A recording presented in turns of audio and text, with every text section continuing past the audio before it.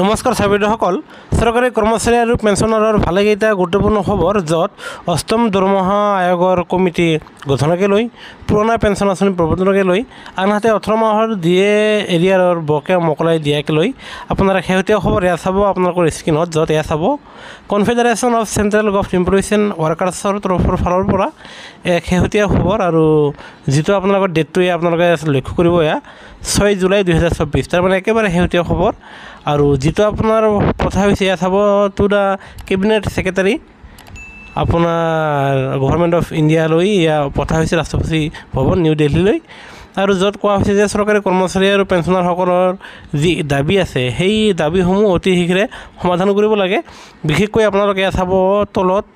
আপোনাৰ য'ত লিখা আছে প্ৰথমতে অষ্টম দৰমহা আয়োগৰ কমিটি অতি শীঘ্ৰে গঠন কৰি দিব লাগে কিয়নো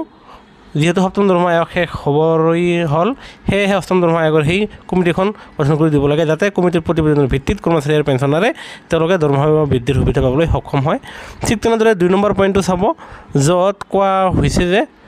তেখেতসকলৰ পুৰণা পেঞ্চন আঁচনি যাতে সকলো এনপিএছৰ অধীনৰ চৰকাৰী কৰ্মচাৰীসকলে লাভ কৰে এক অত্যন্ত ডাঙৰ দাবী তুলি ধৰিছে ঠিক তেনেদৰে 3 নম্বৰ পইণ্টটো চাব য'ত লিখা আছে যে কৰোনা কালৰ সময়ত এয়া চাব কোভিড-19ৰ সময়ত আপোনাৰ কৰ্মচাৰীৰ পেঞ্চনাৰসকলে পাবলগীয়া আপোনাৰ তিনিটা কিস্তিৰ তাৰ মানে 6 12 18 মাহৰ দিয়ে এৰিয়াৰৰ বকেয়া টকাখিনি যাতে মোকলাই দিয়ে সেয়া আপোনাৰ ইয়াৰে জনা হৈছে